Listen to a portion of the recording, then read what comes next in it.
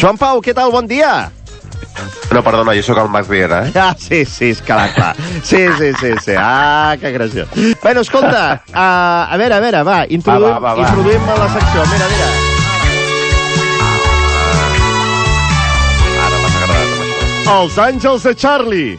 Que sempre sonava aquella veu així. Molt bé. Escolta, per què em fas posar això dels Àngels de Charlie? Home, perquè fem un abecedari romànic, si et sembla, que és bonic. No és bonic, un abecedari romànic? Molt Llavors maco. podem començar per la lletra A. Vinga. Mira, original, Sí. A, àngels. Tu creus en els àngels? Oriol Carreras? A veure, sempre penso que hi ha un àngel de la guarda, no?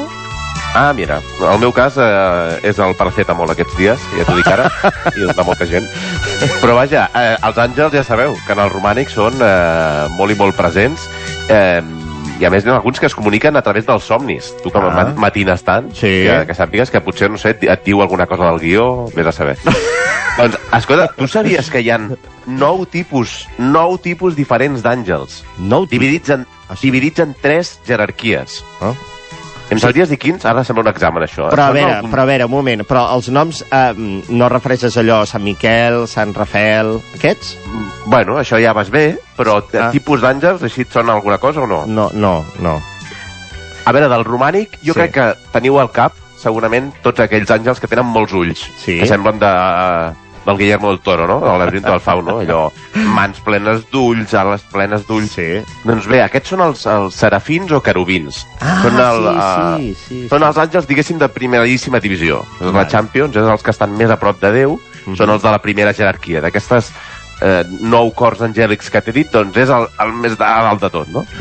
Tenen 6 ales, ens ho diuen els profetes, tenen ulls a les mans, i clar, tenir molts ulls per tot arreu vol dir omnisciència, ho saben tot i a més estan contemplant la glòria de Déu, ja des de bon matí i de fet durant tota la nit. Aquests els patrons de l'insomni una mica, I a més cal dir que els àngels no tots són iguals. És com els barrufets, oi? Ostres, aquesta comparació no me l'esperava, Especialment tenint en compte que barrufet vol dir dimoni en mallorquí, però vaja, això seria per una altra secció. Quina carpeta. Doncs sí, serafins i querubins són els glorificadors i els guardians, respectivament, de la glòria divina, els que estan més a prop de Déu, i ja et dic que si edifiquessin el cel, no sé, són els que viuen a la zona més cara. I tu diràs, però els querubins... Jo si et dic querubins, tu què penses? Querubins? Digues la resposta correcta. Doncs mira, el primer que em ve, sense pensar, el Fari. Caravirubi, caraviruà. Amb això?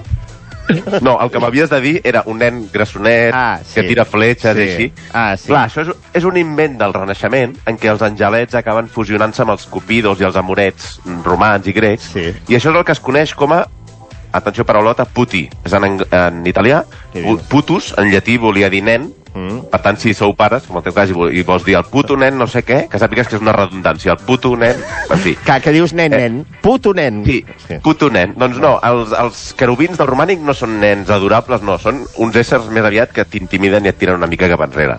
L'altre grup que més us sonarà de veure en les pintures i escultures del romànic, ja hem d'anar molt avall, al cor més inferior, i són els arcàngels. I aquí ja anaves bé al principi. Sant Miquel.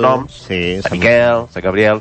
Això és la tercera jerarquia, la més baixa, i són els arcàngels, que són els que es dediquen a transmetre missatges entre el cel i la terra. Bueno, arcàngels o tortugues ninja, no? Perquè també, no? Rafael... Pels noms, no? Sí, cap els noms. Sí.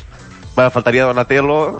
Més, no? Bueno, però aquest el van excloure, d'Àngel. No. I una rata seria lleig, no? També, exacte, està llicó. Bueno, rata amb ales en tenim a algunes ciutats catalanes, però en fi. Sí, és veritat. Hi ha alguns que tenen nom propi i els has encertat molt bé. Sant Gabriel, l'anunciador a la Verge Maria, i d'aquí diem que anem amb el lliri a la mà, per exemple, no? Quan diem que som molt ingenus. O Sant Miquel, que és el guerrer, és el superguerrer de l'Apocalipsi que lluita contra el drac, quan veieu aquelles representacions d'un àngel que està matxacant els pastorets. Home. Tu que ets de pastorets. Pastorets. Tu que has fet més de dimoni o d'àngel? Doncs mira, sempre he tocat el costat bo, tot i que un any vaig fer de Lucifer, però em va durar un any. Sí, em van passar el costat bo de seguida. Sí. Molt bé. M'agradaria tornar, a l'infern. Sí, m'agrada. M'agradaria tornar a l'infern. Molt bé, podem titular per aquí. Aquest és el titular.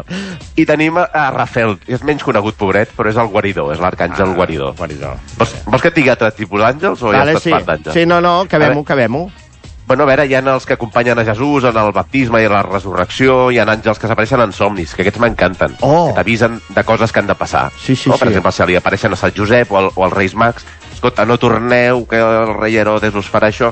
Això m'encanta, no? Perquè et posen una mica en alerta. És el subconscient, no? És el subconscient que fa aquestes coses. Sí, senyor, és el subconscient. Hi ha els àngels turiferaris, que són els que tiren encens, són com els àngels més hippies.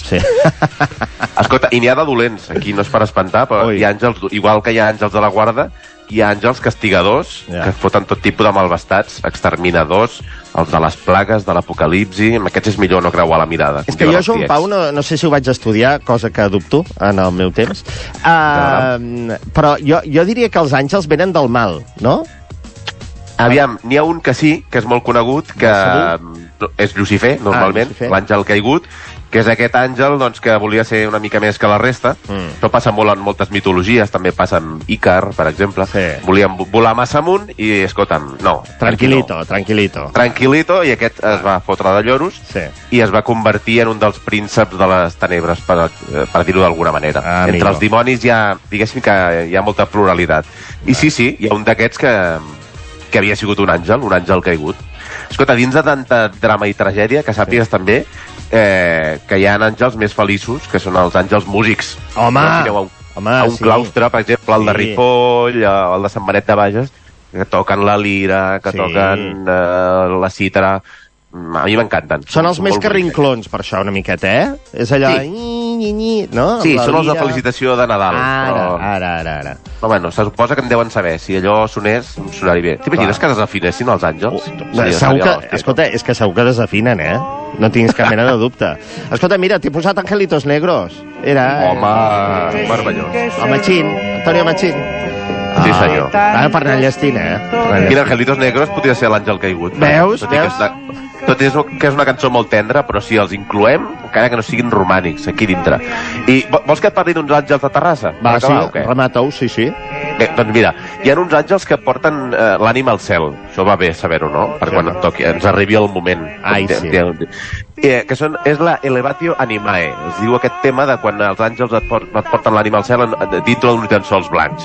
Doncs mira, això si te'n vas a la Seu de Gara, a les pintures de Santa Maria de Terrassa, veuràs que a la mort de l'arquebisbe de Canterbury, de Thomas Becket, en l'última escena hi ha uns angelets blancs que fan aquesta funció de portar l'ànima, que és com un nen petit que va cap al cel, i que aquests dies, més que pujar, esperem que ens baixin una mica d'aigua, no? Que la tenen tot allà. Doncs mira, no t'ho creuràs, però fa una setmana, i per culpa teva, en certa manera, perquè vaig dir, home, fa temps que no vaig allà a les esglésies de Sant Pere. No, en sèrio. I t'han vist el pèl? Bueno, el pèl no te l'han vist. No, el de les celles. I vaig passejar per allà. De veritat t'ho dic, va ser per culpa teva. Dic, mira, ara vaig a tafanejar. I sí, i vaig veure aquesta escena. I a més m'agrada molt veure aquest retaule. És molt xulo. Aquella espasa clavada. Ets un sàdic. Doncs escolta, que els àngels plorin molt i plogui una mica, no? Ai, sí, per favor. Ha començat en algun lloc, però... Sí. Bueno, aquí està fent una mica de cosa, però res, no fa res, això.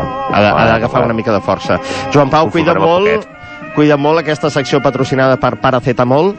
Sí, senyor. I res, Salut i Romànic. Bona estrena. Més que mai. Molt bé. Et seguim a la xarxa social Romànic Català. El Joan Pau i Narejos. Una abraçada. Bon dia, Terrassa. Adéu.